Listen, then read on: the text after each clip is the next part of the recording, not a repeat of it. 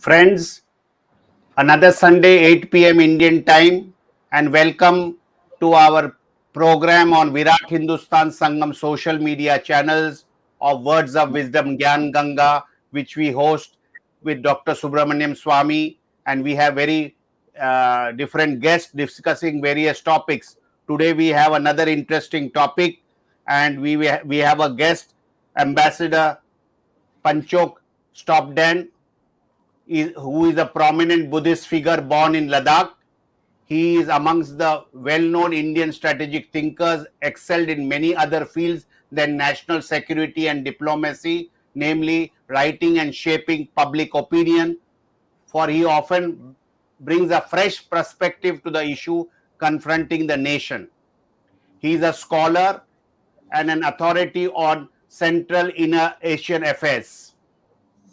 He has also closely watched the Afghan conflict and the trends of development in POK, Gilgit and Baltistan.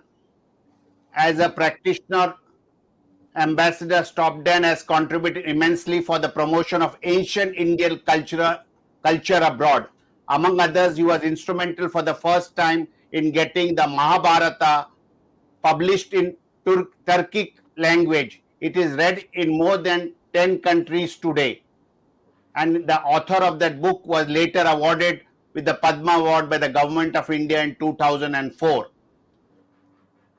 He is a well-known columnist. He writes very often for the Hindustan Times, Indian Express and the Tribune, and besides other newspapers. He is the founding president of the Ladakh International Center, Leh.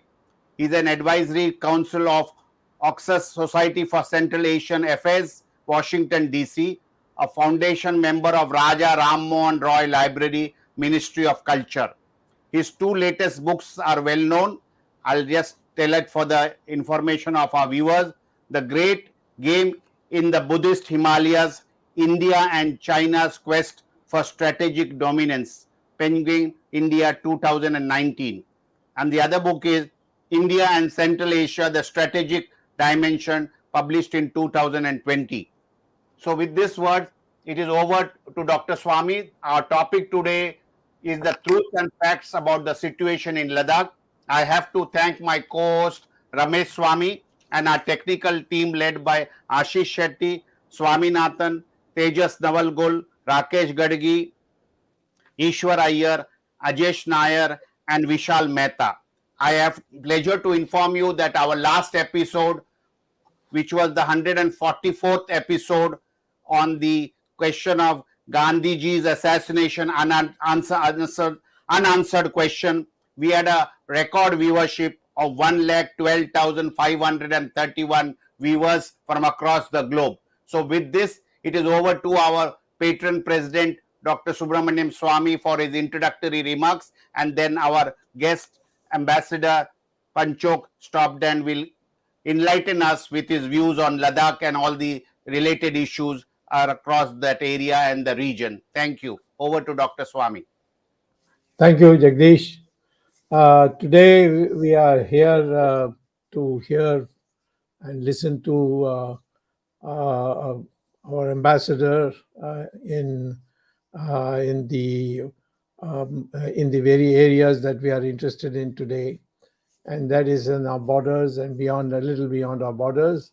And he's also a Ladakhi, and so it's an area where very few people have gone as tourists, although it's a beautiful place and this infrastructure is developing. So in this context, I would like to pose some questions, but he's free to speak on what he wants, and he's free to not speak on what he doesn't want. We just want to hear him because he has acquired a reputation for being, because of his books and because of his columns, as a man who has gone into the depths of problems and speaks quite frankly. So I would like to say, first of all, that India and China, and I was very much involved in it because I had a cabinet rank position in Narasimha Rao's government at that time. India and China came to an agreement that till we settle our borders, let us have a line of actual control and respect it. So both of us signed it. And what we now hear since last April of 2020 is that we have suddenly discovered that the Chinese have entered some places. Government has not confirmed anything because they have taken a view that this is not in the national security interests. Even my parliament questions they declined to answer on the same grounds, that is the national security interests. So we don't have an authoritative view. And of course, Ambassador Stobdan, you see, he may have some delicacies. He's not in service now. He's retired, but still he is able to get information because of his earlier standing in the government and in the Ministry of External Affairs. So, subject to his own discretion, I would like to ask the first question. We need to understand what really has happened that has spoiled or converted our relationship into what in most people think is a hostile relationship. What is it that the Chinese have done, which for in Ladakh, which we find as against our previous agreements and understandings, and why is the Chinese become aggressive the way they were never before for a long time? Over to you, sir, and then after you have spoken or whatever you want to say, including on this question, and then at the end of maybe 20 minutes, 25 minutes or 30 minutes, then I will again ask one or two questions, and then my panel also will ask you questions, and then we'll conclude it between 9 and 9:15. So over to you, sir. We are all itching to and very anxiously waiting to hear from you because it's the first time a part of India which we never hear directly, we are hearing somebody who's a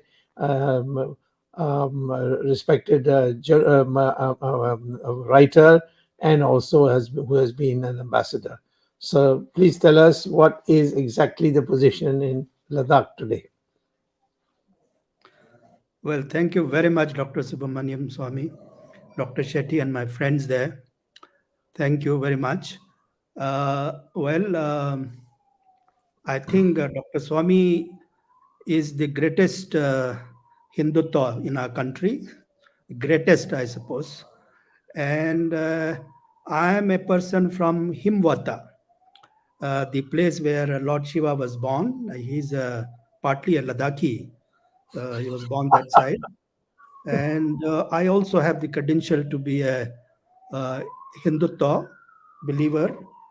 And I think it's time for the greatest Hindutva leader in our country to be in the Rashtrapati Bhavan very soon. And I think you should vacate your Rajya Sabha seat for me.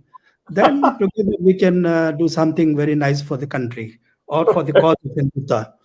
Well, you asked a very interesting question, and there are no easy answers for all this. What really happened? But if you see the trends of event till the 2017 Wuhan summit between Prime Minister Modi and President Xi, everything was fine. And I thought it was going to be a give and take kind of a stage, that we come to a solution even on the most disputed problems or difficult questions between China and India. But by the time they met in Mahabalipuram in 2019, things really changed. Mahabalipuram was somewhere in September, October 2019. And I think that was after the abrogation of 370, which the Chinese side raised in a very, very angry mode. They went to UN Security Council also and raised the issue of why Ladakh has been made union territory. It affects our territorial, all these issues they have raised in a very big way along with Pakistan. And then after that, I think they just was looking for an excuse to come inside our territory. And they had some planned. What I think is that 370 removal has called off the Chinese bluff. They had some hidden agenda about Ladakh.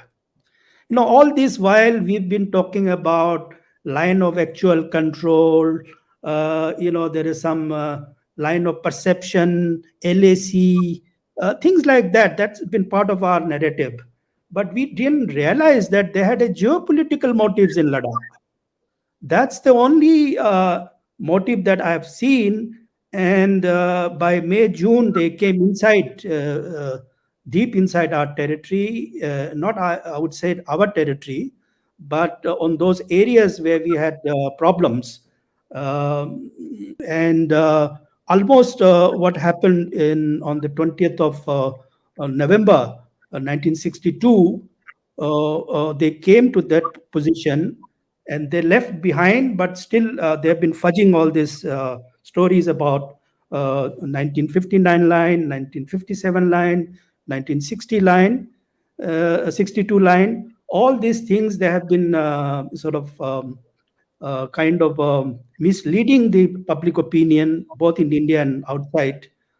So they have played some mischief from May onwards, May 2020. And it started with Pangong Lake. And the other provocation that I can only see is that, they were used to our being very lax on the border. There used to be no patrolling in that area, especially in the, the northern, subsector north in Dapsang Plateau. Absolutely, there used to be very few patrolling going on from our side because it's a very difficult area. Most of the time of the year, it is almost closed.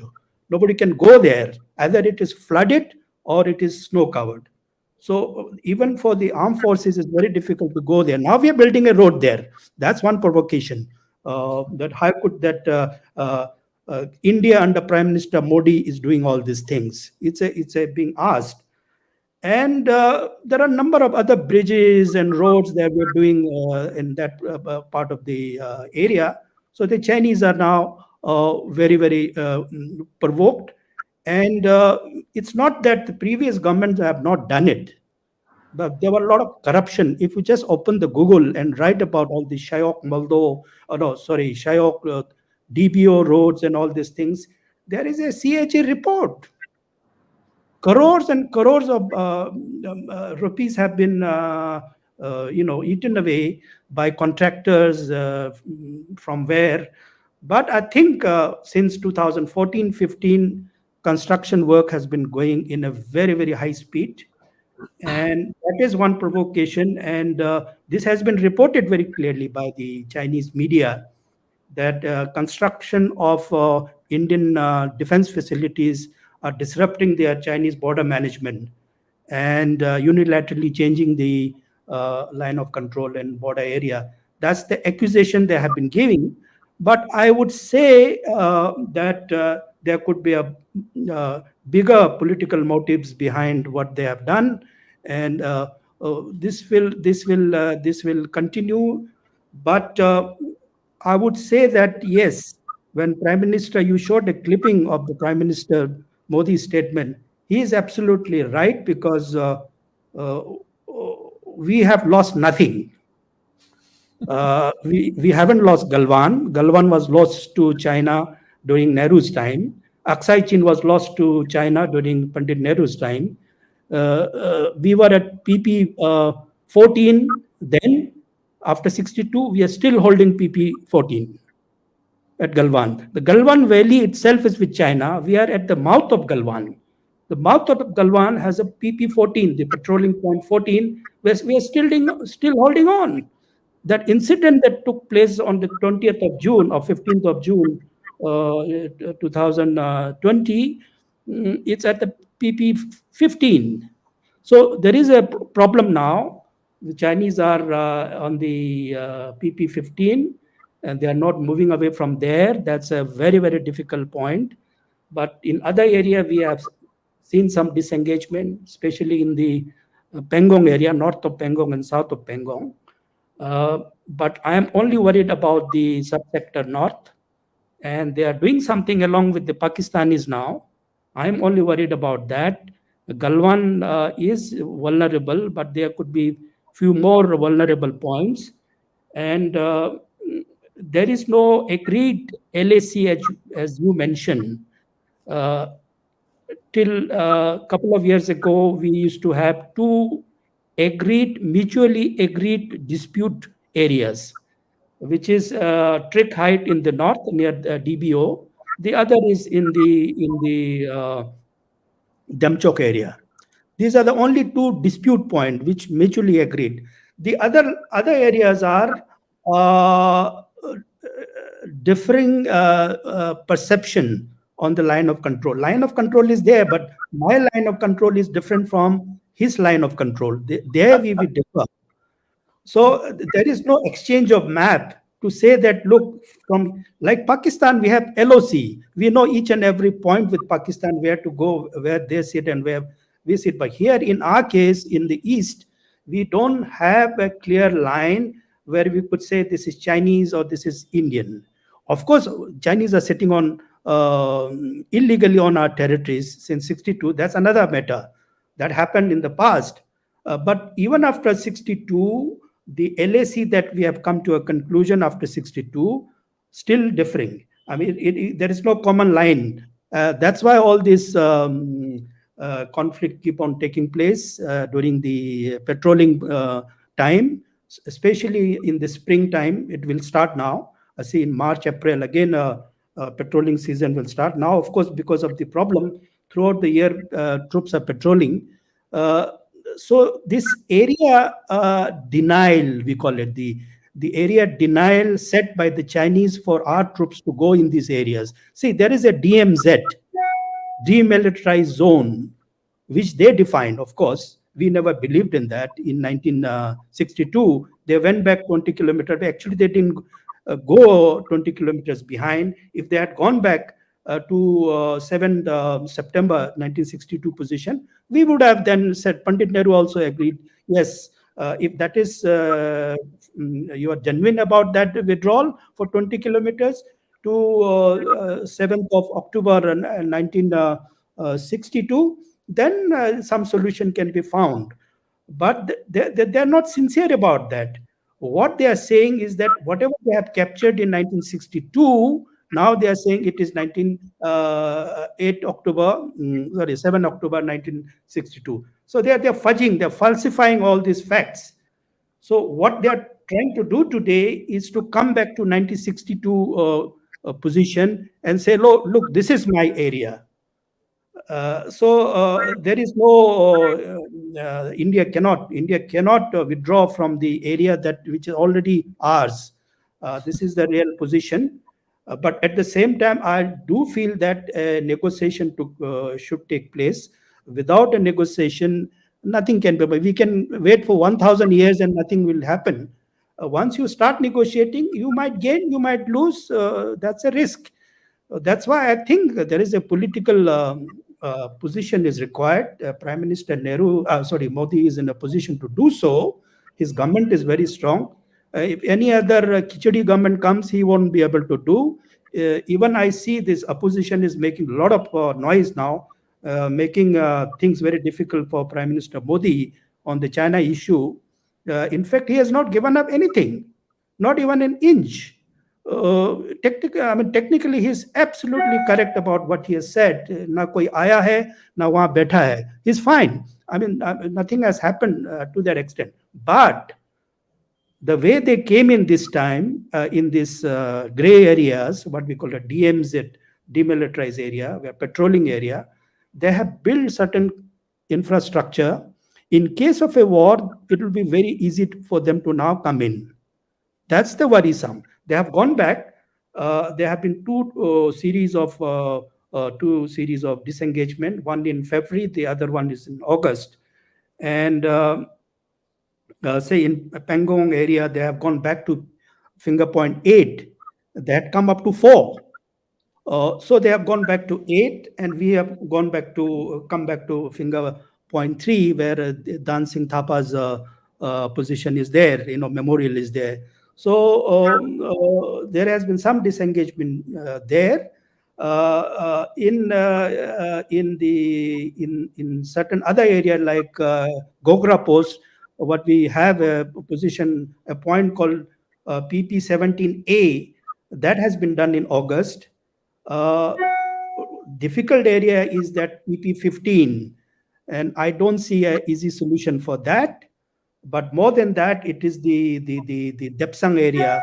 The stake is very high in that area, something like 1,100 square kilometer.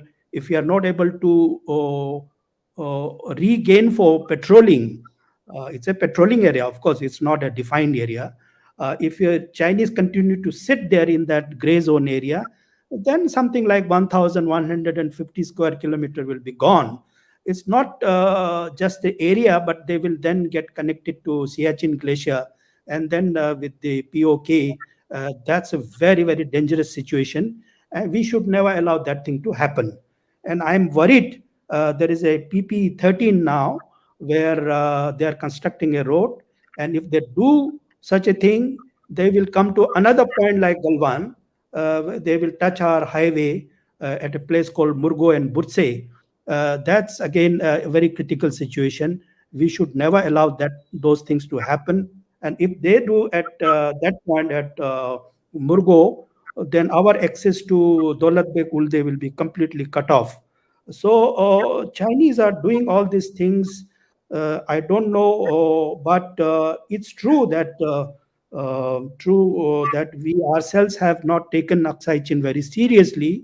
Either we should not have claimed in the first place in 1954, or if we have claimed it, we should be able to hold on to it. Just saying that every inch of this territory belongs to us, it doesn't mean anything. I will not give in. How will you regain it now? That's the problem. The problem is negotiation. And I think it is possible that what McCarthy and MacDonald has offered in 1899, that 𝐒𝐻𝐻 should be divided between North and South, where the Chinese can keep the North, proper 𝐒𝐻𝐻, we get the Lingzithang and the rest of South 𝐒𝐻𝐻 up to Pangong Lake. That is a reasonable thing, but I don't know any discussion taking place. Chinese are also not talking about it. They are talking about 1959 line, but 1959 line is the line of 1962 when they came in. So Chinese are not budging on that. So even the negotiation will be very hard to take place, and only a political solution is possible. We don't know how to do that, but probably it's not in our hand. We are part of the now great power game, and the United States is a factor. Russia is a factor. Russia is regulating India-China conflict or friendship or whatever you want to say, and the Americans are also watching very carefully. And every day the situation is changing. I thought the next meeting is going to take place on the 15th of February. But what has happened in Beijing 2 days ago on the flag bearer of the Olympics, I think then again a new action-reaction process will continue.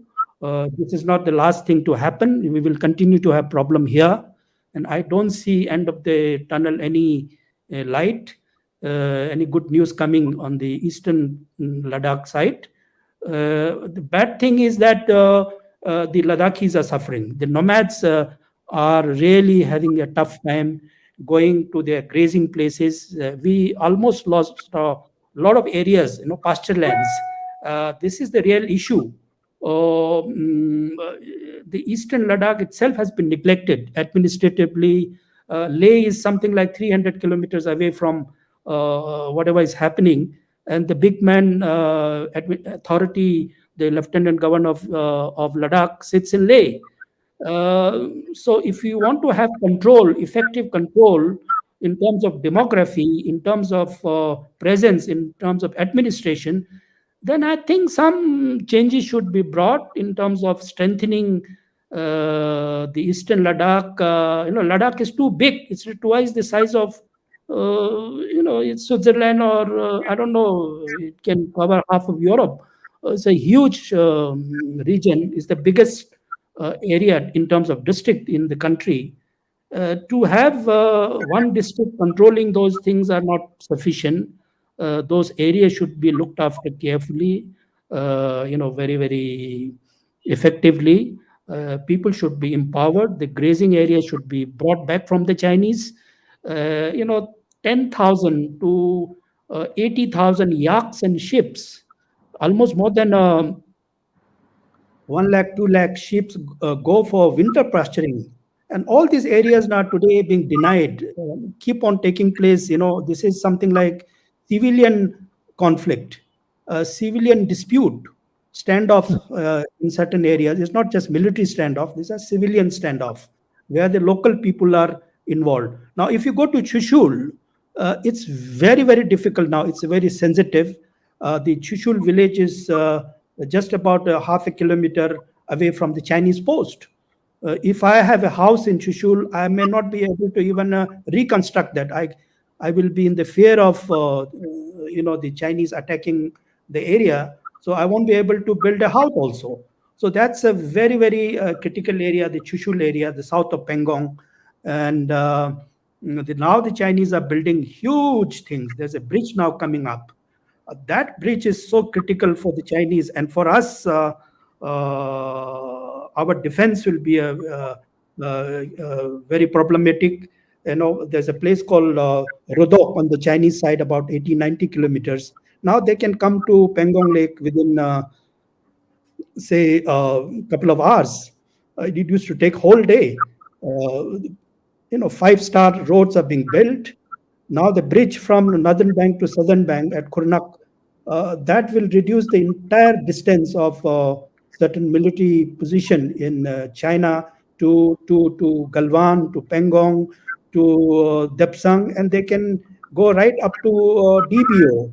So that road is being built, and unless India does something, India has certain options. I'm not going to spell out. These are very, very serious things. It's a military operation. All is not lost, of course, but the way things are happening, I believe now that Imran Khan is in Pakistan. He is going to sell Skardu Airport to the PLA, and PLA will be permanently sitting in Skardu Airport. There are 4-5 runways there, and you have now 6 to 7 airports around Ladakh, the Chinese military airports. We are surrounded by Chinese military airport. There are 36 or 38 helipads we are building. And I don't know how we're going to respond. We can only respond militarily if we wish to, by taking back 𝐒𝐲𝐴 Valley. There is a 59 kilometers gap from north of Siachen to Karakoram range. It's only 59 kilometers, which is a tri-junction between Pakistan, China, and India.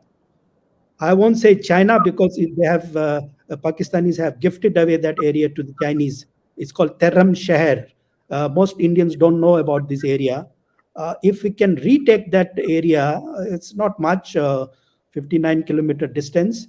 And if we can regain that 𝐒𝐲𝐴 Valley, parts of 𝐒𝐲𝐴 Valley, then the Chinese, Pakistani, that nexus can be broken easily. Otherwise, they are building big highways. It is not just G314. Now they're building a new road, which will be south of the Karakoram. Whatever they have today between India and China and Pakistan is north of the Karakoram, and then going into POK. What these people are now trying to do is to build a road south of the Karakoram, and through Siachen Glacier, they go into POK. That's a very dangerous proposition. Then Leh will not exist. The Nubra Valley will not exist. They will be in the Indus Valley, and the situation is over. One should not see such a kind of a bad scenario but we should be always prepared. And what I see is that there is no expertise, there is no understanding about Ladakh. Looking at Ladakh only through military point of view is not enough. Ladakh is a geography, Ladakh is a history, Ladakh is about land, Ladakh is about people. I have not seen anything in our discourse since the Galwan incident took place about the Ladakh itself. And every day the Chinese have a column on Ladakh these days, how Ladakh belongs to Tibet and how Tibet belongs to China. They want to revisit their history from Tang dynasty and from the Yuan dynasty to the Ming dynasty to the Qing dynasty. And they say there is a continuity of control through the lamas and priest and the pattern, the king and the lamas, and they come with a lot of justification, and they're changing the discourse. What I'm trying to say is that the new narratives is being built, and unfortunately, we don't have a Ladakh story. We have a core there, military people sitting there, but what is our position on Ladakh? We seem to be having a position on Tibet, but not on Ladakh. That's strange. And all this while, even J&K, we were focused on Kashmir, not on Ladakh. If you had focused on Ladakh, we would have solved Pakistan problem, we would have solved China problem also. But we have ignored. That's a problem. We don't have a Himalayan policy also. After all, Ladakh is Western Himalaya, which the British propagated. Today, we don't talk about Western Himalaya. Himalaya, I don't know, it's an ecology or some trees or some snow or some rivers, but Himalaya is a big geopolitical area. But how many people people do, Tawang and Gangtok and some Kathmandu, these are not enough. Chinese come out with bigger narratives, a big picture they build, and they implement. Even if it is about a temple, they will work hard on the temple through scholars, through historians, but then they will convert that into a military action through PALA. Ultimately, if a historian writes something about a temple, a research on the temple goes to political system. The political system hands it over to the PALA, how to regain the temple. So it doesn't remain just an academic exercise in the case of China. Now, in our case, everything is academic. We only talk, that mountain, that story, Pangong Lake, Three Idiot, Amir Khan, all those things. You'll be very surprised when I go to some ministries. Oh, Mr. Stobdan, where are you come from? So I come from Ladakh. Oh, Three Idiot, Three Idiot. No, that's strange. They identify me with Three Idiots, which is some Kareena Kapoor and some actresses went there in the Pangong Lake. They shot a film there. No, this is very strange, and we are not serious about it. So just militarily handling is not sufficient. We need to think in a bigger way, in a substantive way. So we don't have the expertise, and we will not have the expertise also. Because if I am asked to handle the China border problem, I will handle China problem very differently. I asked the Bhutanese, how do you handle the China problem? You have such a big boundary with China. He says, look, we have a different way of dealing with the Chinese. India has a different way. But unfortunately, there is no Ladakhi inputs in the boundary management. It's all handled by armed forces or ITBP or MEA. These are only hush-hush things, secret things. We don't get to know what is happening, what is not happening. So I would suggest that Eastern Ladakh should be given a focus, not that we should ignore Northern Ladakh and Western Ladakh, or even Southern Ladakh called Zanskar and Nubra and the Kargil. These are very, very important areas. But Eastern Ladakh is going to be a permanent conflict area. I wish it doesn't become like a permanent conflict like what we've seen in the valley. If the Chinese intend to convert Ladakh into a permanent conflict zone, then it is not in my interest, because I have a lot of tourists coming from all over the countries. I want them to come there and not to make this area a disturbed area. We can prevent it. We should not allow this area to become like a unstable area, which will kill our industry, the tourism industry and other whatever industry that we have. So beyond that, if you have any other question, I will Yes, be sir. very happy to answer. Sure. Thank you, sir. It's a very scintillating and very logically placed thing. We really enjoyed a lot of new information.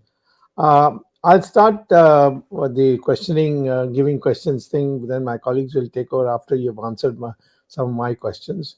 You can answer any question you wish. You need not answer any question you don't wish to answer. Now, first of all, this Pangong Lake, they are building a bridge. And now I'm told that I've heard this here and there that Chushul has the best airport of Ladakh. And the Chinese have got their eyes on it. Do you think that's correct? Number two, as a part B of that, why did we give up Kailash having occupied it? Do you think that we gained anything out of it by giving it up? And when they are not giving up anything, what are we doing in giving it up? And finally, you see, Depsong is vital because if you look at little left on the map, it goes very close to that area where which is all ice and ice and ice.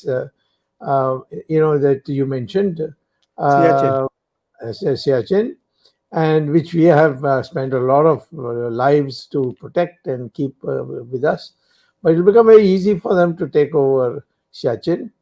So I would like to know whether the Depsong thing, Depsong presence of China or China around the nearby, would you say that in terms of protecting us from our overall national security consisting of dealing with Pakistan also, whether we should be doing something more in Depsong area? And finally, one of your colleagues, the former foreign secretary, Mr. Gokhale, wrote a book in which he said that Russia is a junior partner of China.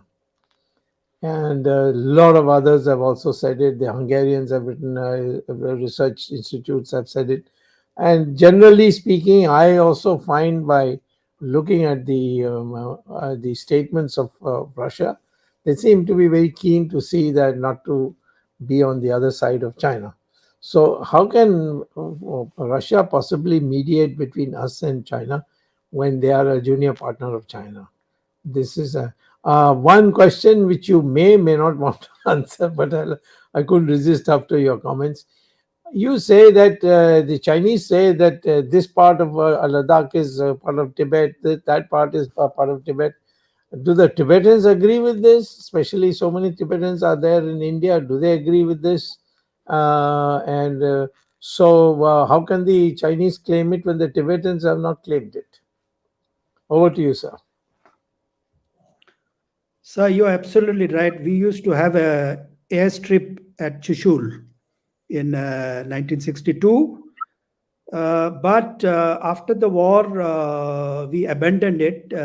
What I heard when I was young was from the villager in Chushul. I've been to Chushul a couple of times.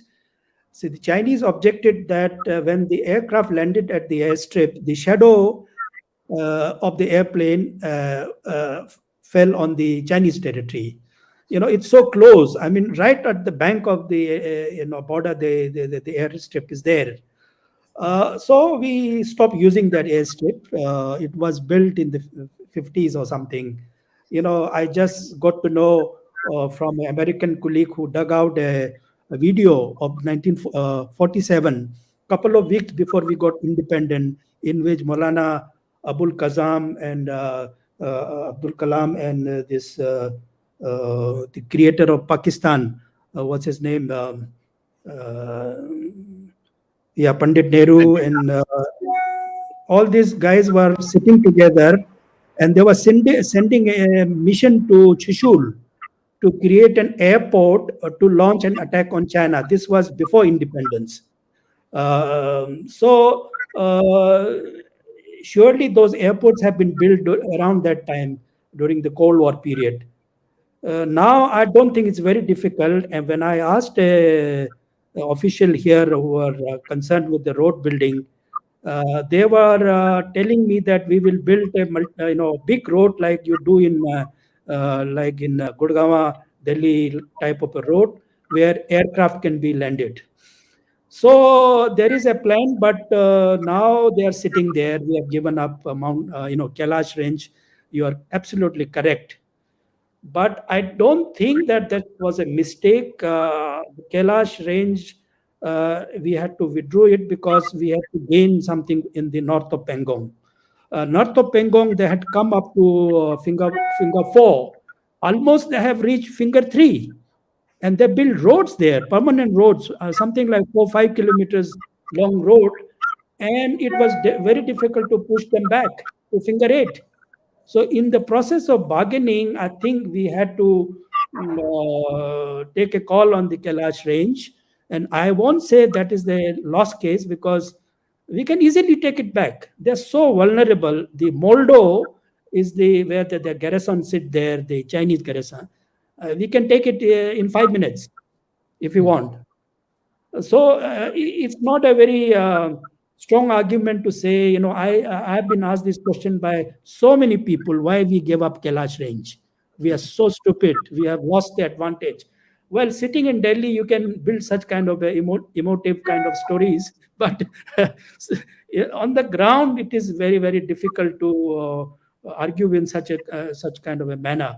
So, but what is worrying is this bridge that you are talking about is just 400, 500 meters long at Khurnak Khar.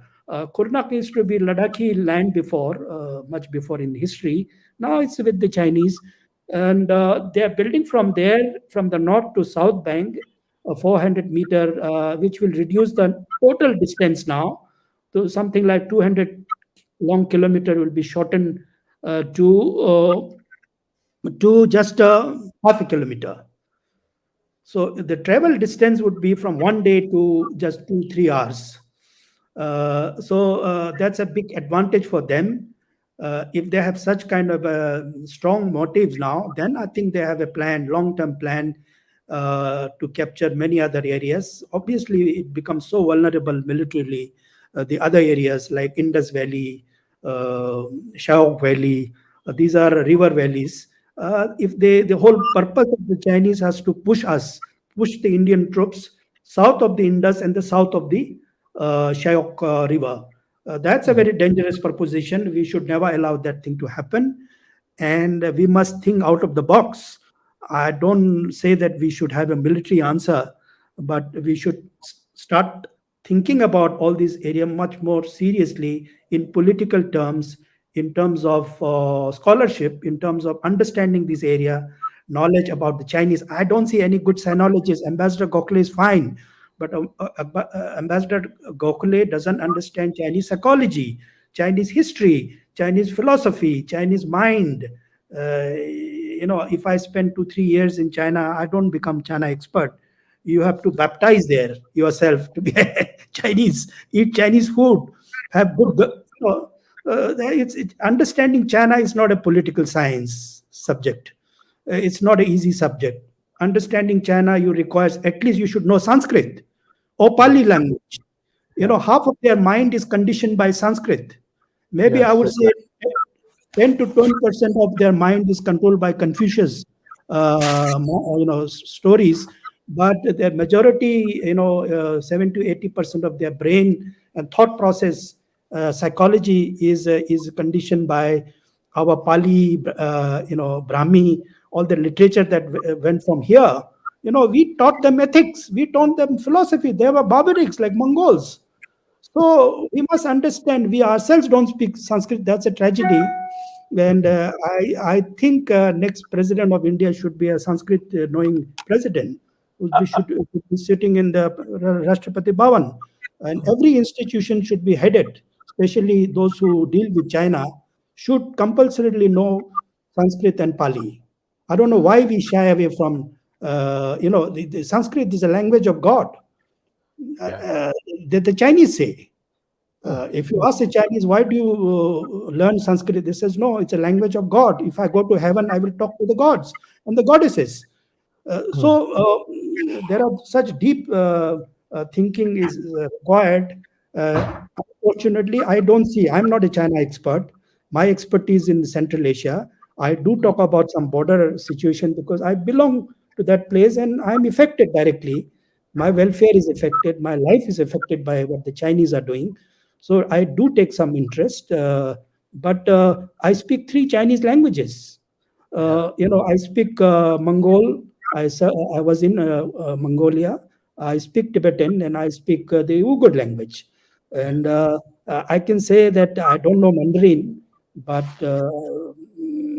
I know enough about what Chinese are doing in other places, not just in Ladakh. One point I would add to what you just said about Sanskrit. There was a very famous poet in China called Hu Shi. He was the president of Beijing University and later ambassador to UK or Britain, as it's called. He gave a lecture at Harvard University, titled "The Indianization of China: A Case of Peaceful Borrowing from India." And he just describes exactly what you said. Today, when Indians read it, they can't believe it. But I'm glad that you have brought it out for our viewers, and I think this kind of thing should be propagated. No, if we believe in our own thoughts, in our own philosophy and language, the others will start respecting us. If you like a slave, if you speak in English, unfortunately, you are an Indian. I am also an Indian. We speak in American language. It's very sad affairs. It's a very sad situation. I'm not a proud, I don't feel proud to speak to you in English. It's my compulsion because we have been trained like that institutionally. I was never taught Sanskrit by anybody. I would have loved to learn it. But if we don't respect ourselves, don't believe in our own history, religion, culture, the others don't expect others respecting you. Now, I don't think... Excuse me, you have a 𝐒𝐻𝐵𝐺𝐽 in Ladakh, somewhere beyond Leh. You heard of that monastery, no? 𝐻𝐵𝐺𝐽. Oh yeah, it's the biggest. It's the biggest. 45% of our revenue land is owned by that monastery, and the head of that monastery is a Chinese citizen. Unfortunately, he lives in Lhasa, and he must be around 88, 89 in his last stage, and his rebirth has to be found, and I am concerned about that. He's not returning. I don't know why he's not returning. He was here in 1950s. Again, he came in 90s for a short while. Then he's a married man. He lives in Lhasa in Chengdu in Sichuan province. His name is Taksang Raspa. He is the chief of that monastery. I'm seriously concerned about that. And I don't want anybody else to control that area except our own people. Unfortunately, most of these religious places are not in our control. That's a very, again, a serious problem. And I wish not to talk about those religious issues, which are, again, linked with politics. But unfortunately, people do not understand religion has a different meaning and politics has a different meaning. If you mix up, then your result is something else, a very cocktail kind of a result. It's not a very pleasant thing. So this 𝐒𝐻𝐵𝐺𝐽 thing is a very serious issue. I think government of India should be concerned. So far, nobody has consulted me except the Americans. Of course, the Americans do talk to me where they're going wrong. But the Indian government never asked me where the Indian government is going wrong. They say, we know everything. We know everything. I need to ask you. And that's a tragedy. Well, I can say that because I'm not in the government anymore. But if I was in the government, I will also not ask anybody else. I will pretend as if I know everything. So the sinologists are lacking, sir. Yes. Ramesh, you want to ask any questions? Can I ask, say something on the Russia thing? Yes, please, Yeah, please, please. you have to. I don't think Russia is a junior partner of China. I asked this question to the Russians in Moscow 2 years ago, and I keep on having this webinar with them. Said you can call us aunt of China, not junior partner, and they are not genuine partner. I would say they are not genuine friends. Just as Pakistan and China are not genuine friends, they're compulsion. Uh, you can say India and China are not genuine enemies. But Russia and China are not genuine friends. Certainly they are not. They have long border history.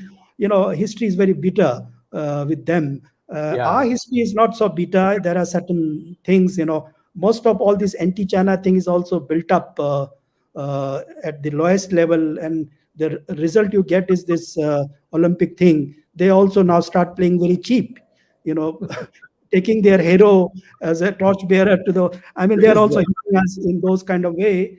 But when I watch Indian television, we are so full of, it's not required. You are overhyping the China threat. China is not strong. I'm telling you, let's not overplay China. China can be dealt that subtlety we don't have to deal with. That part we have lost. In our psyche, our diplomats, I don't know how they are good at. I can't criticize our diplomat, but the subtle manner in which we used to handle diplomacy, that I think that tradition is gone. Maybe generational gap is there. Now we want to deal digitally. China, I don't know how do you deal digitally with China. I don't know. Most of the apps are theirs. We closed all of them, but the trade is going up. There is no economic cost for the Chinese to stay in Pangong Lake or Galwan. Because they are earning almost 100 billion from us, surplus trade. Yeah, $126 billion. And if there is no economic cost for them, then either we don't have a China policy or our China policy is not working. Yes. That is what I can say, because they are earning money from us and they are sitting on our land also. It's a win-win situation for them. We need to rethink, in a different way. But certainly Russia, China, that's the real what they call it. The Russians are very good at that in tactically playing friendship and enemies. India, they cannot really betray, because there will be a strong emotion in the Russian public. The Russian public loves India. They can't live without India. But the Russian public do not like the Chinese. They don't like the Chinese. The governments have compulsion. That's another matter. But at the popular level, China is not famous in Russia or anywhere. But I don't see even in India, even Prime Minister Modi loves Russian. I think we all love Russia, whatever we may say, but they don't harm us in a very nasty way like the Americans do. Every now and then they raise issues. And I'm telling you, don't forget that we could save Kashmir because of Russia in the 50s and the 60s at the UN Security Council. They're the ones who always stood for us. And when we were asking for all these big things, nobody gave us except the Russians. Okay, today, 21st century, India looks rich, so everybody is offering a lot of things. But this will. But I believe in the long run, after Putin, things will change. Putin is so smart that Putin will not make India and China a close friend. Putin is also smart enough that China and United States don't get along. It's a very, very clever leader. I think what is happening in Ukraine, and he is playing very nicely. And so far, please don't forget that everybody thought it is a tension between between China and United States. And suddenly now this has become a Russia versus United States. He has stolen the show. The global show he has stolen. It's no longer much about China and United States. China has gone into the back burner now. But I believe on Wednesday there's going to be a Quad summit. where the Americans are again now saying, no, we have not forgotten China. We will contain you and we will contain Russia also. Now, if you are part of that containment, dual containment strategy, then I think it's not a good thing for us to get trapped into the big power game. We should play our own game. We should maintain our autonomy. So I don't think that Russia is the junior partner. That's not a correct way to interpret. One can say like that, but they're very upset when you say these things. Right. Okay, Ramesh.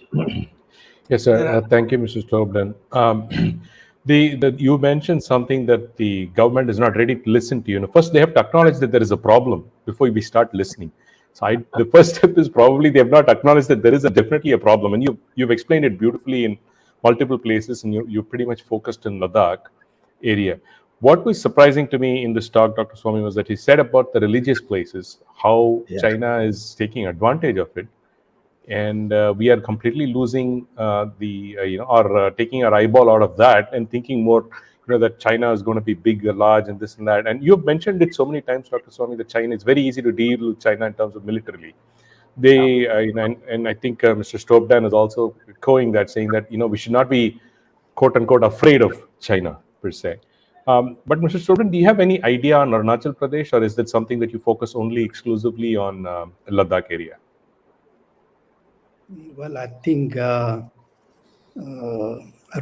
Pradesh, internally they have surrendered. They don't think that they will get it back from India, and we can't give it back also. The tricky question is the Tibetan issue is much more linked with Arunachal than in Ladakh. But now you can always say that Ladakh has equally come into that category. Ladakh, every minute, every second, the word Ladakh is circulating on the Google trillion times, which makes Ladakh very, very like Hong Kong. Like I heard about Hong Kong, the Xinjiang, Taiwan, all this problem, but Ladakh was not a strong dispute kind of thing. But if you tell 100 times lies, then it becomes truth. True. Yes. So that is what's happening. If you prolong the conflict, then you end up in a different kind of a problem. Why do you allow Ladakh to become a geopolitical issue? And once Ladakh is gone, then it's, there is Pakistan, there is Russia in the north, then a whole lot of complication with Islam and other things. It's not a very good thing to let that happen. The Kashmiris are always there to, raise those issues. Arunachal Pradesh, they are consolidating, they are hinting again and again. This boy recently who was we lost on the other side, he said he's an Indian. That means that they didn't say he's a Chinese, at least. So they acknowledged that boy was an Indian. So invariably, indirectly, they hint that it is Indian, but we are not ready to compromise on Aksai chain and other things. So it's a complicated thing. That package deal which Deng Xiaoping offered, we rejected. I think we should review it. And I strongly believe, I'm a proponent of those that dialogue is better than deterrence. You can say it's a Buddhist approach, but I also study military. China has gone too ahead. That doesn't mean that I demoralize Indian army, but practically, I think everybody knows that Chinese have gone ahead with the military modernization. They are prepared. They have come with a new law on the border issues, including on the Arunachal Pradesh. We are yet to think about this Himalayan belt. We mixed up. I think we are playing into the Chinese hand.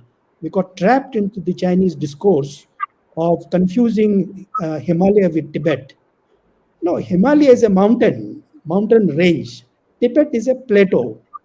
You can have a cultural overlapping kind of a thing, but even here, the Britishers who tried to draw boundaries, whether it is McMahon line or the Johnson line or whatever line they drew not on cultural basis. They drive on the basis of watershed principle, the geographic principle. How Himalaya is different from Plateau on the other side is that this is unified by monsoon. Himalaya get monsoon. In Tibet, there is no monsoon. And then they anglicize the Bhutanese, the Nepalese, the Ladakhis, the Sikkimese. Everybody south of the Himalayas, they thought it's their frontier. And that's why I think the British strategists were very clear about frontier thinking in their mind. Today, I don't know what is our frontier. There is no frontier policy. There are some states in the Himalayas, Uttarakhand, Himachal Pradesh, and we deal politically with them, with different chief minister. Elections are held. But to handle Himalaya that way will be very tricky because Himalaya is now claimed by the other side also. And, this making the Himalaya a little bit hazy is not a good thing. We should have a very clear idea. My understanding of what American think is that they need to liberate Tibet, and why not? They should liberate Tibet from China, but the matter doesn't stop there. The Americans say that part of Tibet is in India also. So then the problems will come. Once the Americans start sitting in Lhasa, they will think about Sikkim, they will think about other places, they will think about me. Of course, if I become a citizen on the other side, maybe I become a big man, I don't know. But here I have to compete with 1.3 billion people. That side we will have to compete with 6 million people or something like that. So what I'm trying to say that I believe in a system where as a Ladakhi, I feel more confident in India because it's in a garden where there are a lot of flowers. A Tamilian doesn't threaten me because a Tamilian can never become Ladakhi. A Ladakhi can never become a Malayali because our roots are very different. But in China, a Stobdan can easily become Shuangshua or something like that. They will eat me up. My name will be another addition in their dictionary, in their vocabulary, and there will be 10 million Stobdans in Tibet. So, it will be very difficult for me to retain my identity. I'm quite happy with India, and I will not like to, at whatever cost, lose my nationality as an Indian. And thanks to General Zorawar Singh, we became part of this. Unfortunately, yes, none of our Indian people talk about the history of Indian claim over Ladakh. Who claimed Ladakh? Ladakh was before. No, now you can say it is part of India after the instrument of accession by Hari Singh. But before that, we were not part of India. Yes, Mughals came, Aurangzeb came there. He helped us a lot in the 17th century. Then the Sikhs came. These Dokras came. They went up to Mount Kailash. That's the core of Indian civilization, and we don't talk about it. He was beheaded in Tibet by the other side, the Manchus and the Tibetans. But that's not part of our narrative. And I tell you, if at all we should have a Tibet policy, is to get our Mount Kailash and Mansarovar back. Great. Yeah. Otherwise, India itself is not complete.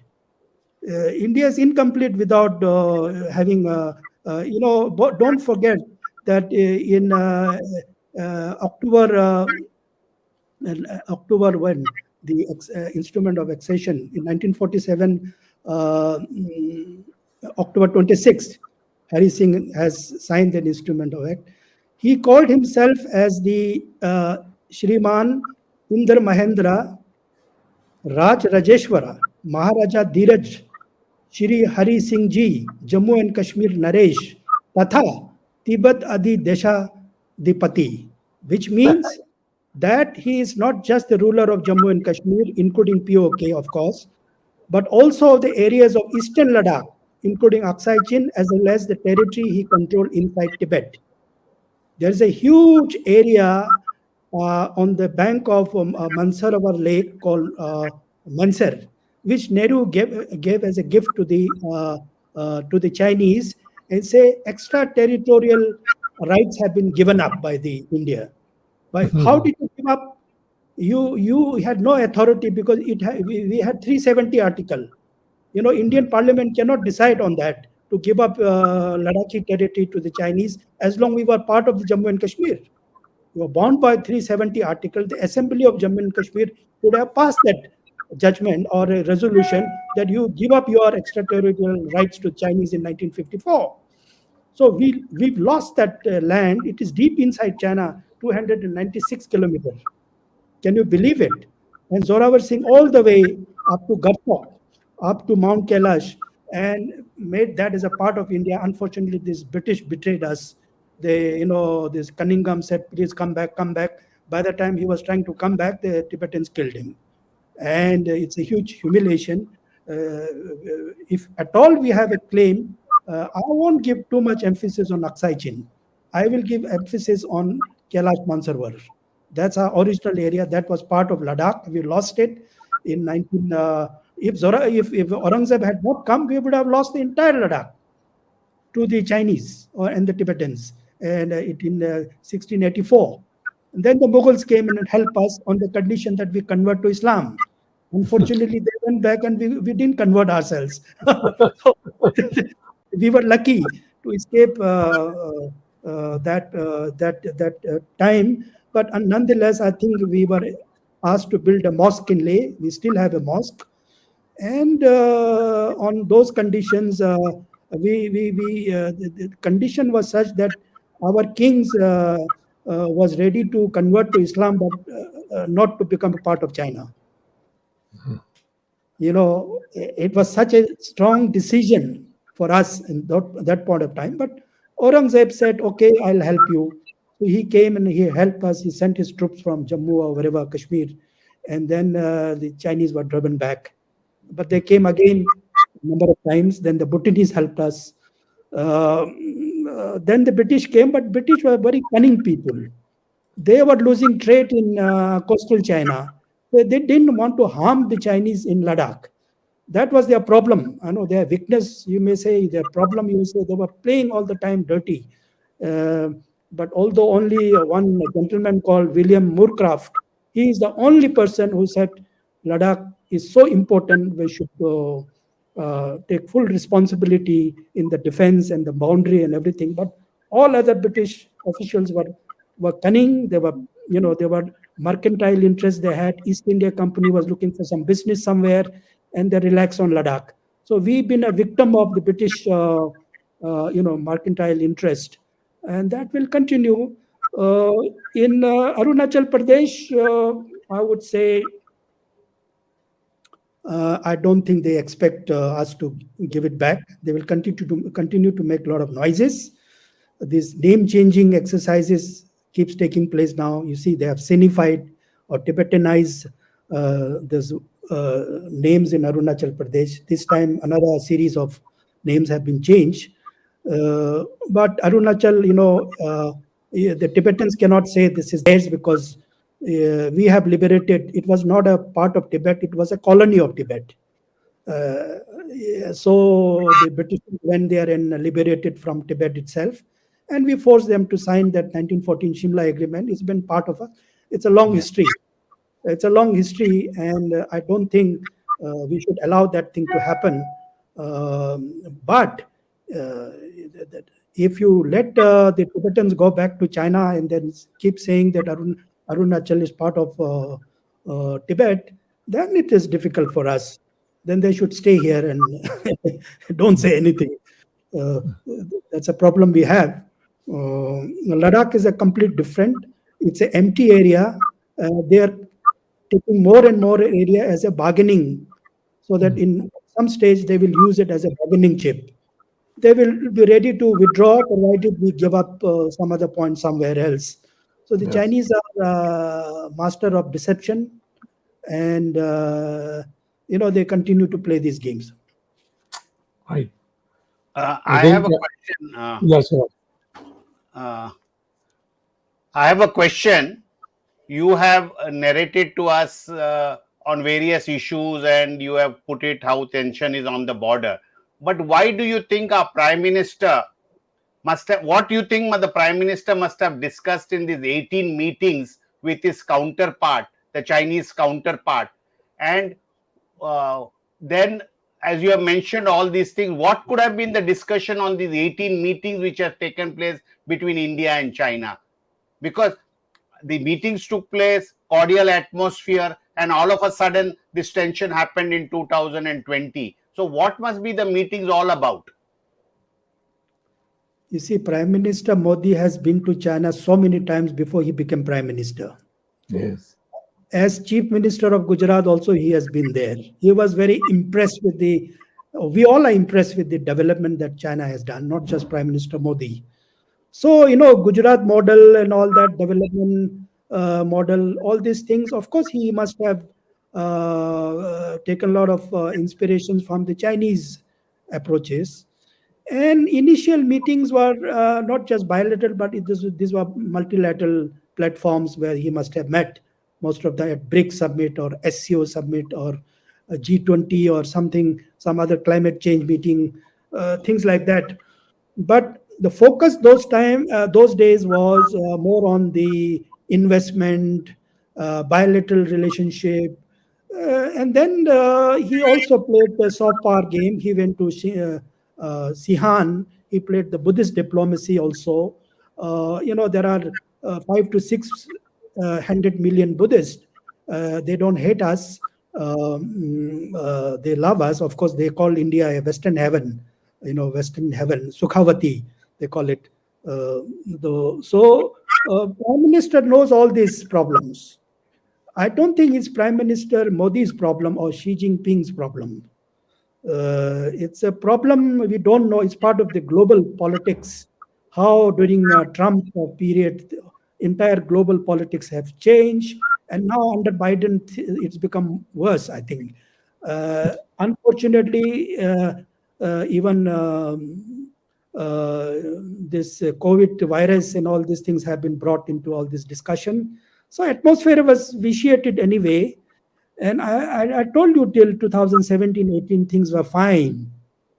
That's why some people I don't make this argument about 370. 370 means that, according to the Chinese understanding, there are autonomous regions in China, autonomous regions of Tibet, autonomous region of Xinjiang, autonomous region there are a couple of autonomous regions. Most of them are not autonomous. They are normal provinces of China.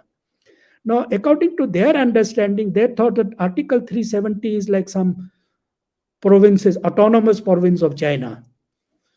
It's not like that. It was part of India, integral part of India, and everything applies according to Indian Constitution.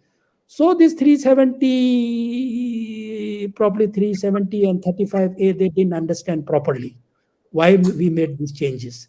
So they thought it's a big thing they have done, like incorporation of Tibet into China in 1950s. It wasn't like that. It wasn't like, so the response was very funny, partly because of ignorance, partly they handled,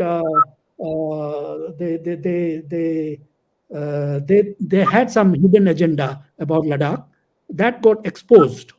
It came out immediately after the 370 thing. Why would they go to UN Security Council about this? Taking this issue. And they become so belligerent, so noisy about Ladakh, and then they followed by military action. So it hit them very hard. I don't know whether Prime Minister Modi and Home Minister Amit Shah knew all these things, that Chinese will get angry. Probably we didn't have any idea. Jaishankar as a Foreign Secretary went there after 5th August to explain that this will not impact our boundary dispute or boundary line.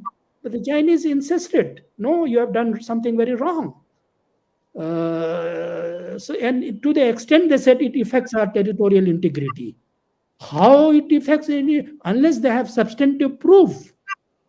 I can only guess that in 1959, when they gained control over Potala, the headquarters of Tibet government, probably they found out a lot of documents there. And those documents would have been the maps of monasteries, the maps, network of sectarian linkages with various, whether Bhutan or Arunachal, Sikkim. Those are religious documents.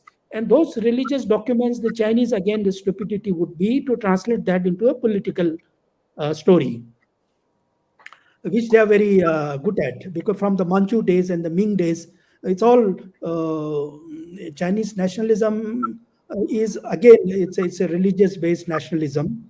That's why revolution came, communist revolution, because it was worse during Qing dynasty. And I'm telling you, the Communist Party of China is claiming very minimum area from Ladakh. When I went to Taiwan a couple of 10 years ago, I said, "Oh, Mr. Stobdan, you are from Ladakh." "Yes, I'm from Ladakh." "Oh, next time you don't need to come with any visa. You come just like that. You are company citizen." What I'm trying to tell you is that before the Communist Party came, it was the Tibetans, the Manchus, the Mongols who are ruling China.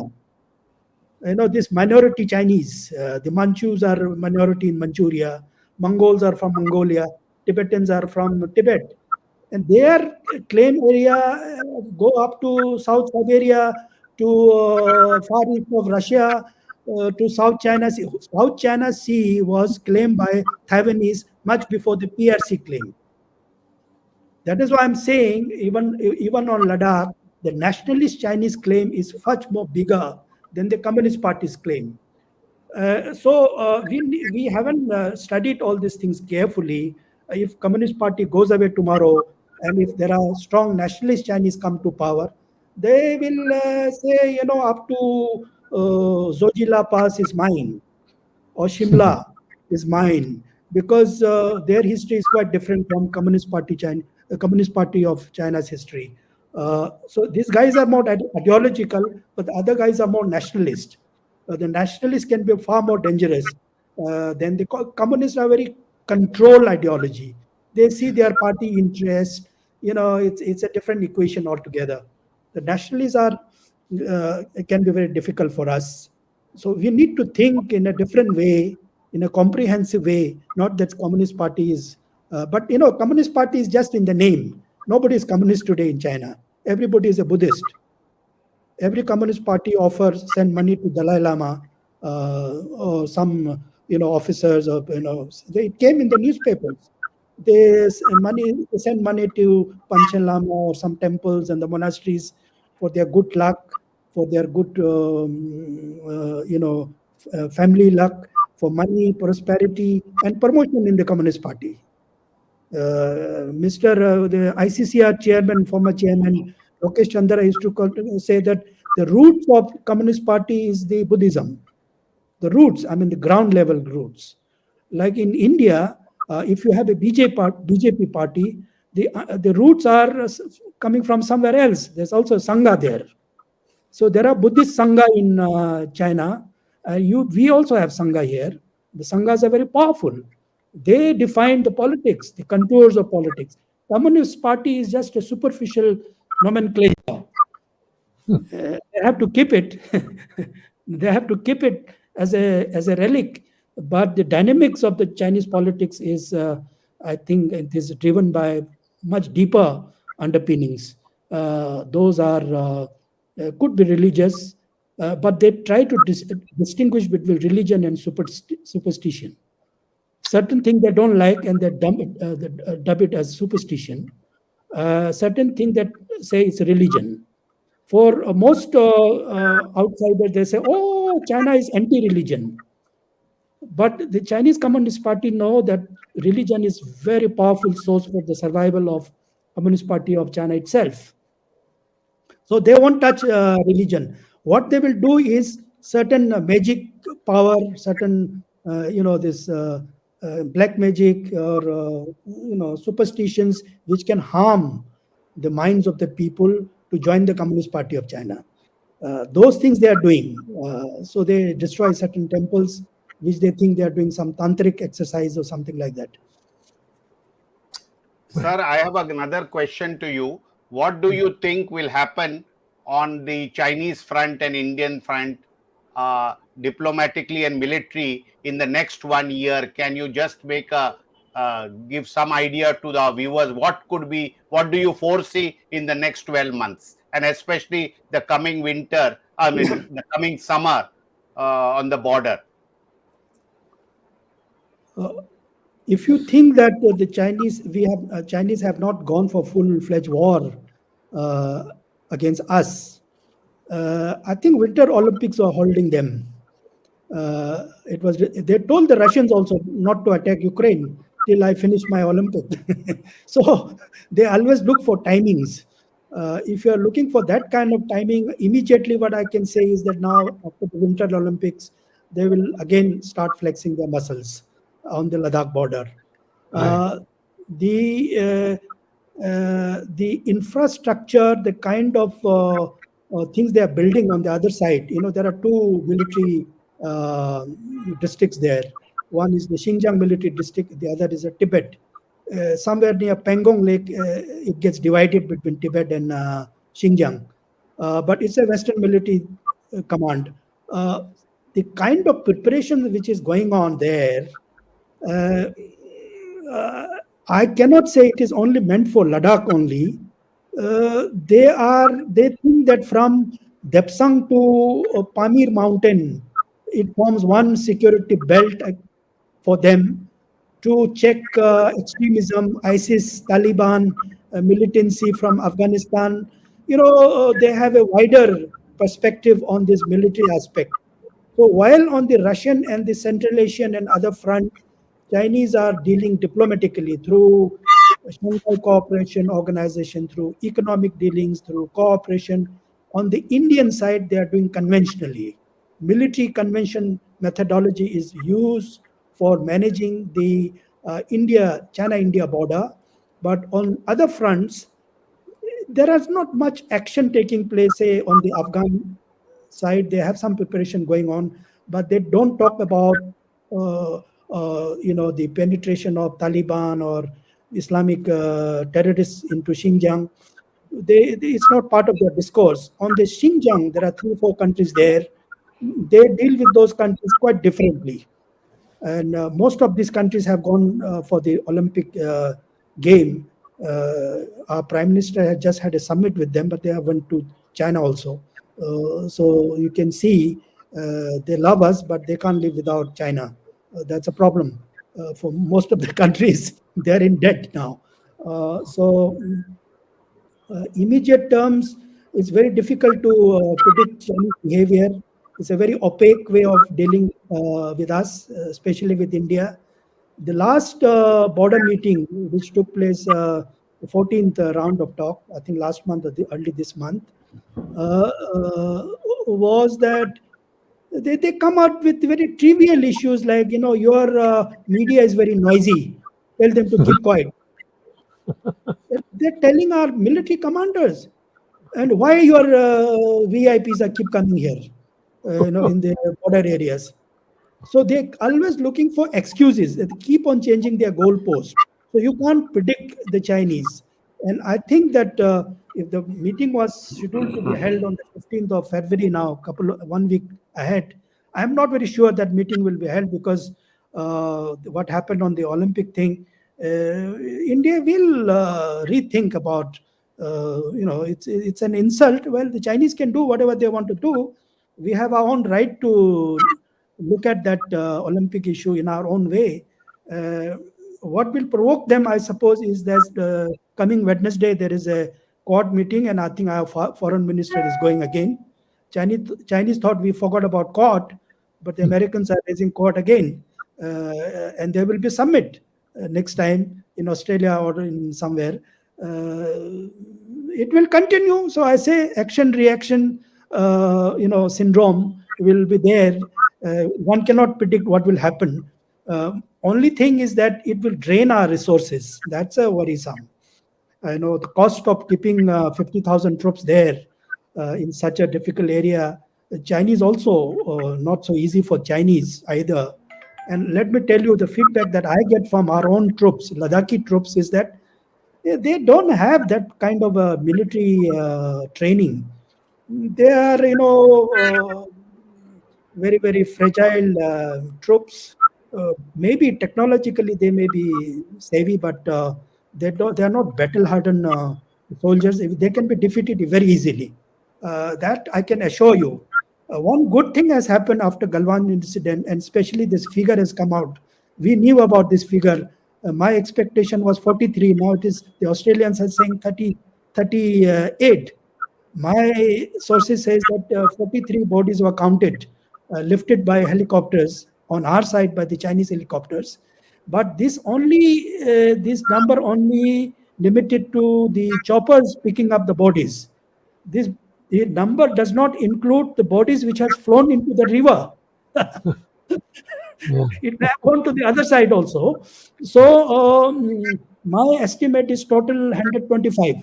125. The rest have been just flown into the river. I won't say we have killed them. They just they slept from the mountain into the river with the boulders. They had injury, and the river was frozen, almost like a cold zero temperature. Even in June, it remains zero there. Most of them would have died in the river, and they may have been flown to the other side. So number is much more.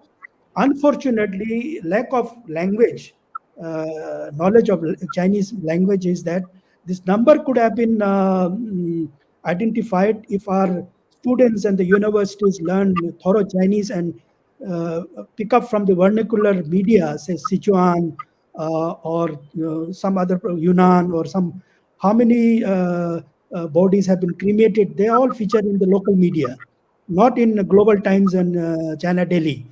These are features in some provincial sub-county level newspaper. Unfortunately, we don't read more than China Daily and Global Times. That will not give you full information. So I am also worried because now, since we don't have any academic contact or any source of information coming from China, we will be knowing nothing after 10 years because the Chinese have the other way to know about us. Chinese know us through Nepal. They have a good setup in Nepal to understand us. Most of our crazy experts go to on the Kathmandu channel and speak out their mind. And the Chinese, it's linked with Chengdu or the military district there. They have a good way of understanding us through maybe even Bangladesh, maybe from Sri Lanka, from Maldives. They are in South Asia, they have entrenched. So they know us very well. In comparison, our understanding of knowing China is little limited now, more limited because of the restriction that we ourselves have imposed. That's not the way that we should do it. For example, the boycott policy, to me, doesn't seem to have worked. We are buying more Chinese product. And I saw in a Global Times that we bought more than 6,800 items. No, yeah, 6,800 items. These are basically spare parts for cars or mobile or computers. And the Global Times said, at least you buy all such big items from us, you assemble and sell it to third country and make money. That's what the Chinese are offering to us. Might as well buy from us and you make money by assembling them and selling it to third countries. So this is a curious thing. We need a very, very, very thorough understanding of China. Some good diplomats have a nuanced understanding of China, but we need deeper understanding. What do you call it? Hard understanding of China. Americans, because of their business dealing in the last, since the Tiananmen Square or 90s, the Deng Xiaoping reform policy, in 20, 30 years, they're thorough about understanding Chinese mind. Cultivating friendship, cultivating personal relationship. This is what matters in China. We don't apply those mechanisms. And as a result, the Chinese score points on the negotiation also. And they get feedback from the Americans have a different feedback. The most of the companies, corporate, would be supplying information to the American system. So if the Adanis and the Ambanis are well entrenched into the Chinese business market, we should be using them. What they do in China and how they wish to deal with China. So the nation is also, the nation benefits from their experience. people, executives who go there, well, we can stop going there, but those people should do business, make money from the Chinese. If Chinese are rich, we should make money from the Chinese, not the other way around. Mr. Stobdan, one last question, and then I want to go to Dr. Swamy. You said that, we didn't lose that much land, but you were saying that the farmers or the nomads were finding it difficult to have their cattle graze and things like that. Why is that? Are they've lost land, or are they not allowed to go beyond a point? Or I just wanted to know what really is the issue there. It was one of the questions one of the viewers asked. So. Yeah, that person must be knowing the answer also. He seems to be a knowledgeable person. So, this kind of incursion actually took place after the death of Deng Xiaoping. After 62 war, in the 70s they kept quiet. There was a lull. During reforms period in China, Deng Xiaoping open door policy, Chinese didn't do much in the border areas to trouble us. Once he died, then they started looking at us in a very different way. They started having very assertive policies, and they started with capturing our nomads' pasture land. Pasture land, we don't have summer pasture land. We have winter pasture land. You know what is winter pasture land? In winter, there are no greeneries anywhere.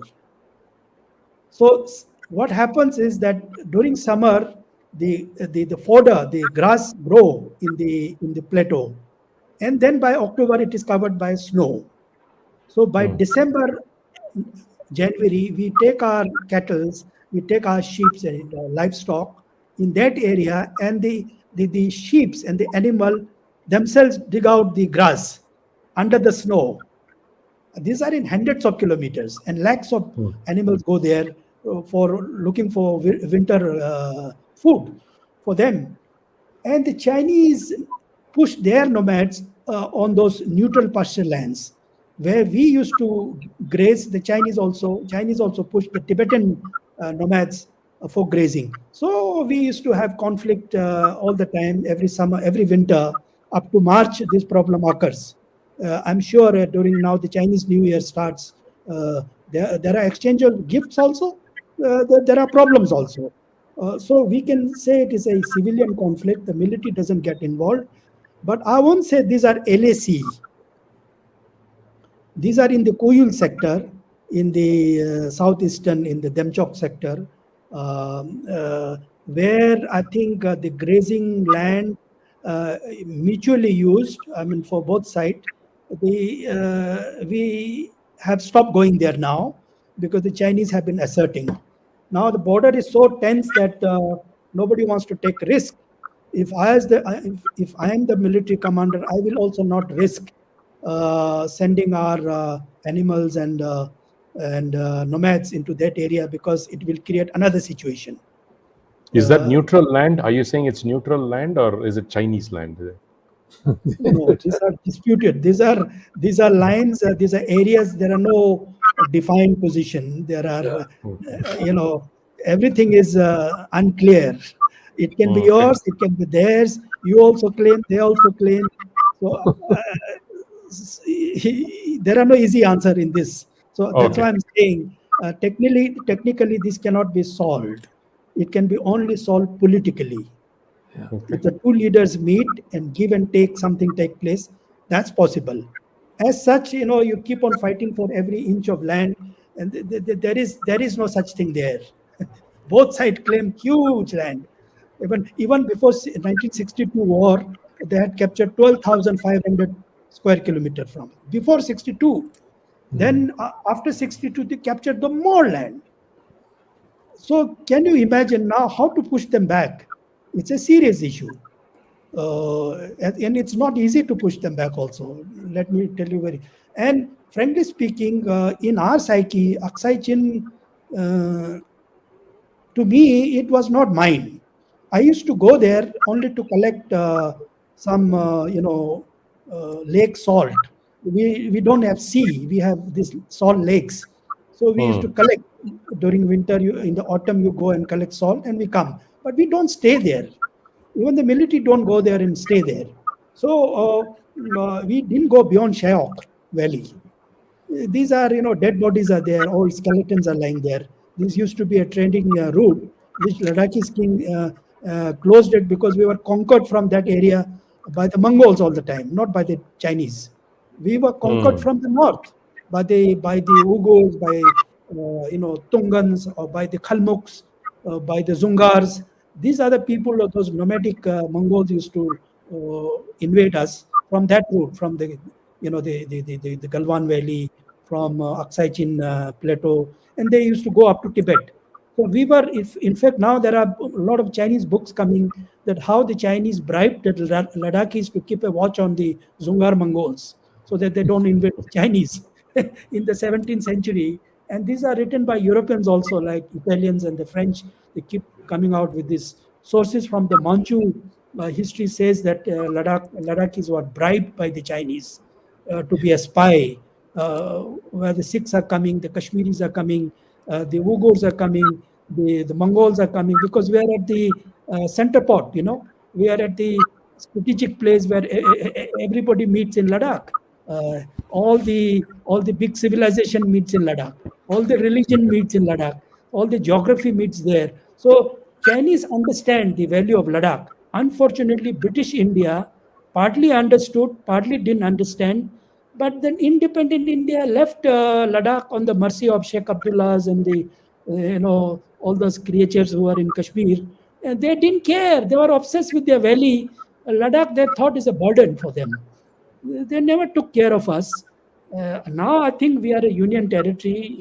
It's a very good thing. We are very happy about it.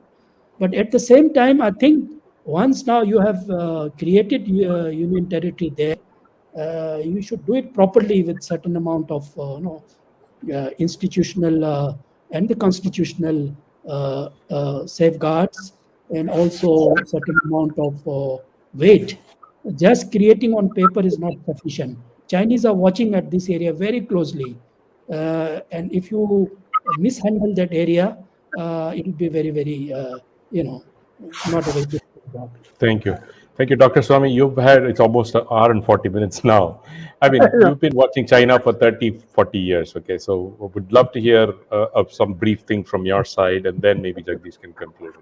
It's hour and 40 minutes. Fascinating discussion. Yeah. Dr. Swamy, before you proceed, as Mr. Stobdan has told us, there could be a conflict, or China will start asserting. So we also want to know, in perhaps your closing remarks, if there is a conflict on our border, full-fledged conflict localized to the border, what could be the outcome? How would our military perform? We want to know from you in your answer. Then Mr. Ramesh will wind up.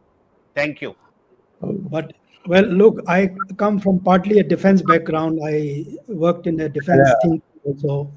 And when I talked to my colleague, said we can easily defeat them. We can give them a bloody nose we can give them. We are not 62. That's a standard answer I get. But that has to be verified and tested. We actually haven't fought, but then they cite, this Natula incident of something, the other incident in Arunachal Pradesh. So they seem to be very confident, and it's a good thing. Indian military is very tough, but it's not going to be hand to hand again. Fighting a war is not a easy thing unless we're very sure about winning it. We should not even think about it. It's not a. That's why you said you don't leave things to the military journals to decide what to do. There is a saying on that. I will not opt for military option, but yes, we are capable. Only thing is that we have not sufficiently modernized our Indian army. Modernization of Indian military has not taken place. Look at the Chinese. They have gone ahead of us on everything in Air Force, in Navy, maritime. So in terms of comparison, I will not compare. To be very frank, China is powerful, which everybody knows, but they don't admit. I admit because I understand China better than anybody, say, from Kerala, because of the geography comparison. But Kerala will understand China better because they have ancient relationship. Yeah. Yeah, even Oh, Bodhidharma. Bodhidharma. yeah, Bodhidharma. The Tamil Buddhism had reached China much before. The Pandits were very expert. Even they went up to Vietnam, Brahmins of Tamil Nadu, and even Kung Fu has gone from Kerala. And I was told that during the wedding, when we give a silk sari to your daughter, that has also been started from Kerala because of Chinese silk used to come to Kerala. Yes. And then I was told in China that the no Havan was complete without a Vastu coming from China those days. Normally, India didn't have camphor those days. And that bloom we sweep the floor these days, that is now we grow here, but earlier it used to come from China. So in a Havana, when you require so many Vastus, those elements, many elements you required from all direction, including from China, used to be called. And during the Gupta period, no Havana was complete without something coming from China.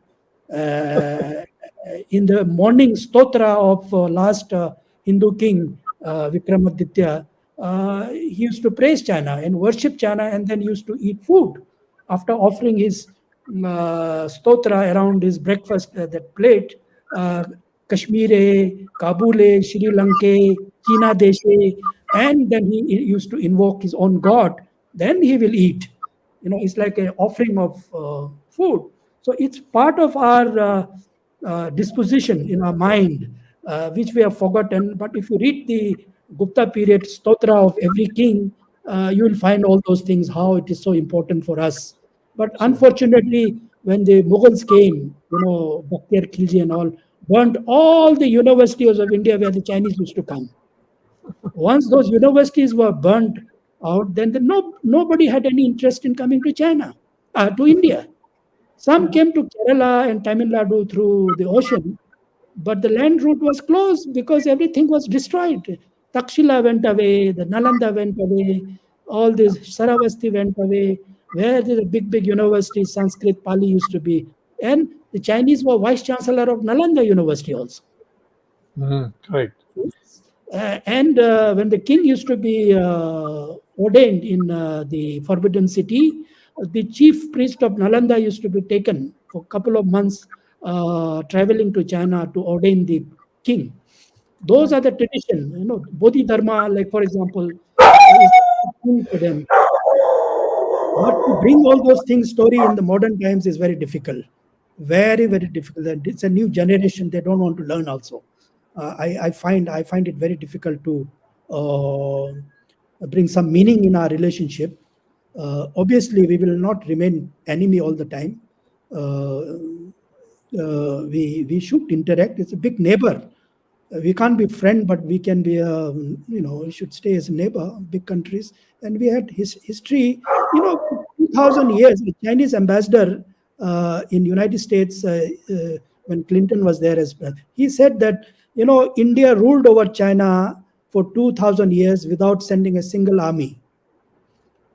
They were asked, if you go to China in the interior part, they still cut your feet.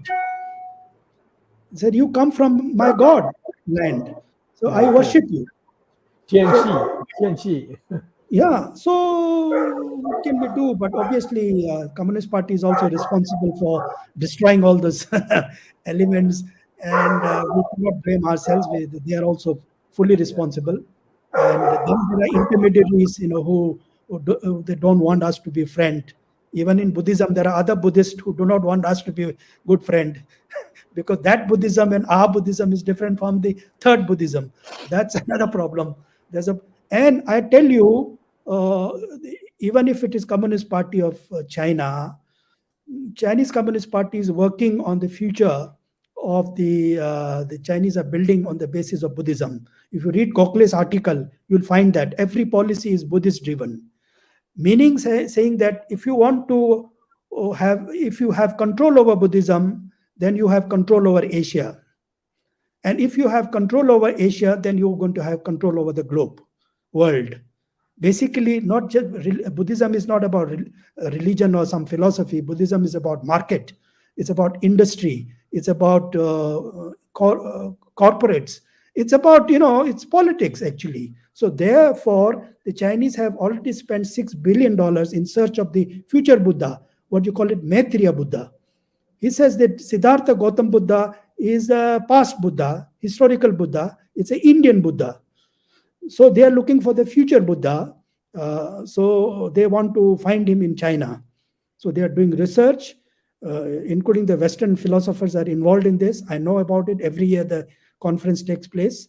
And one day you will find that the Maitreya Buddha is being born in China. And we are still talking about who is going to be the next Dalai Lama. They are thinking about the next Buddha himself. And, Buddha is next. Buddha would be reincarnation of Adi Buddha, Buddha himself. Adi Buddha. Dalai Lama would be a reincarnation of Avalokiteshvara only, who is only a Bodhisattva, not the Buddha. So there is a different dynamic happening there. Unfortunately, we don't study these things. Even I don't study. I see, morning, evening, some here and there, some websites here and there. It's a very shoddy understanding of China, but it's a fascinating subject. Well, we can go on for days with the kind of data bank and knowledge bank that our ambassador has displayed in this short time. And I think what we need to do is perhaps call you back in April after more events have taken place. I fully agree with you that the Chinese secretly have a lot of respect for India at the local level. When I had studied Chinese during my college years, and while my practice is weak, but I still remember a lot of these Chinese sayings. They used to refer to India as Xiqian Zhongguo. Zhongguo means Middle Kingdom, and Xiqian means the Western God. Tian is sky and God and so on. Similarly, they used to say to those people who came from India and spoke Chinese, they used to say to them, Tianpo pa, Tipu pa, Jopa, Yangwei Huisho Zhonghua. That is, do not fear the gods, do not fear the devil, but do fear the foreigner who speaks Chinese. So I think one of the ways to develop fear is to learn Chinese, learn and deal with them in their own language. And what you have said, what the thing you laid down, I think you gave me advice that I should go to the Rashtrapati Bhavan. I'm giving you advice, please come to Parliament. Because if you are in Parliament, we'll have a completely different perspective in no time. So maybe I was telling you in a lighter way, not serious manner. For myself, I don't think I can ever become Rajya Sabha or something like that. But if I get an opportunity, yes, we need to change the discourse in a different way. I'm quite tired with this television debate. I feel very sorry for our own countrymen who are fooled every day on some pretext or the other. Yes. They make a lot of noise. So it's not good. Educated people should be there. Knowledgeable people should be there. It's good for the country. If we can do good for the country, why not? But then we have our own age, and then we will all phase out. That's a problem. Yes. No, I agree with your long-term perspective that India and China should have a working relationship. But somewhere we have to demonstrate to them that their past arrogance from arising from 1962 is now a thing of the past. And actually, there have been incidents, you mentioned them in passing, I'll repeat it. In 1967, we gave him a thrashing on that Nathula Pass. And in fact, our brave soldiers and their commanders, they too even took tanks where no tanks go up, but they did it and they really wiped them out. Then this Sumdurongchu Valley Yes, in Dongchu. there also we gave them a thrashing. Yes. So there are only two conflicts that have taken place. No. Sir, this June 2020, Yes. even if it is 38, okay, forget about 125 that I gave. I agree. Sorry. The conclusion of this Galwan incident is that the psychic burden of Indians that we had from 62, that we've lost the war, that is now completely broken. Yeah. We should That's not right. carry that hangover of the 62. Many people suffer from that problem. Yes, that's Many of my senior, I have not seen that war. I may have not been born also. 61, 62, I was just born. But everybody talks about that not in a good way. So I think this Galwan incident is a blessing in disguise also. Yes. In a way, we have achieved our own problem about, forgetting about that era. That's right. I agree. So, well, sir, we don't know how to thank you. This has been one of the most scintillating discussions. The reactions of the people watching is also there. I'm sure it's going to be a very big turnout that we have had. And we look forward, and please be don't say no when we call you in April, no matter in what lofty position you are in. Please come again, and we want to. This kind of knowledge is not easy to get even from books. It requires a great deal of study and what in Sanskrit we call as manthan. Just working, putting it all together in a logical one. So thank you very, very much for this session that we had with you, and look forward to seeing you again. Thank you very much for calling me, sir. Thank you. It's a pleasure. Thank you. Bye. Okay, Jagdish. Okay. Go ahead, Jagdishji. Go ahead, concluding. Yeah. It was a very interesting discussion today we had on the situation in Ladakh and on the border. And I thank our guest, Ambassador Stobdan and Dr. Subramanian Swamy, and my co-host Ramesh Swamy. I also have to thank our technical team led by Ashish Shetty, Swaminathan, Tejas Navalgul, Rakesh Gadgi, Ishwar Iyer, Ajesh Nair, and Vishal Mehta. I also have to remind you that we will be with another topic next Sunday at 8 p.m. on our show with another interesting discussion. So I thank our viewers, which are across 125 plus countries. And as I mentioned, last week viewership was more than 112,531 viewers. And today also, I see from whatever figures I'm seeing, because we are not on one channel, but we are on various social media channels, the response which we get from our viewers, I thank all of them. So we see you next Sunday at 8 p.m. Indian Standard Time. Dhanyavad and thank you. Jai Hind. Thank you. Namaskar. Namaskar.